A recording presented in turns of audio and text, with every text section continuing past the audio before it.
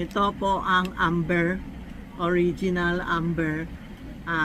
Mabango siya. May sample kami na hindi ko sana eh. Pag na lighter mo, may amoy siya. Yan ang tunay na amber. Yun mo, i-check nyo sa Google ano ibig sabihin ng amber. Ang amber maganda sa katawan natin. Lalo na nagda-darker. Pag matagal, nagda-darker siya. Tingnan mo, ang daming design, no? Pag matagal, nagda-darker siya. Yan ang amber. Bagay sa mga lalaki, babae, maraming kulay, peace of mind, good fortune, pang business ito. Tapos meron tayo, pang business din ito. Good fortune, pera, money, harmony. No? Ito. Good fortune. Ito lahatan general, may harmony, may money, may pera, may health. Yan.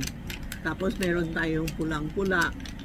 Yung gusto ng mga customer, yung kailangan fire siya o kaya ano ba yun?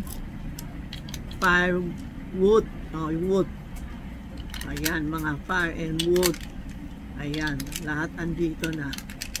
Kita ko sa inyo, ha. Pili kayo, pag pumunta kayo dito sa mga foreign country, you can text Tita Maxi o Charmy Ongpin, si Inday. Sasagot namin umaga, wag gabi, alas 12. Wala kaming dala cellphone nila, nasa tindahan. Tapos hindi namin masagot kayo. Wala kami items pakita sa inyo. So kung mga galing sa probinsya o kaya sa other country po, mga text kayo o tatawag na lang na oras na gising kami.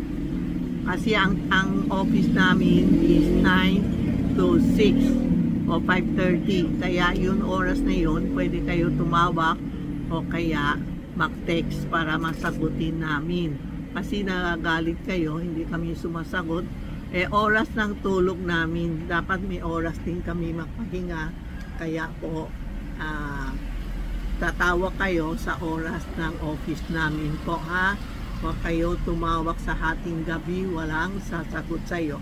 Maski na ako sasagot, wala ako items pakita sa inyo. Tapos kung nagte-text kayo, sali lang ang picture para makita namin ano ang gusto nyo. Okay po? Salamat!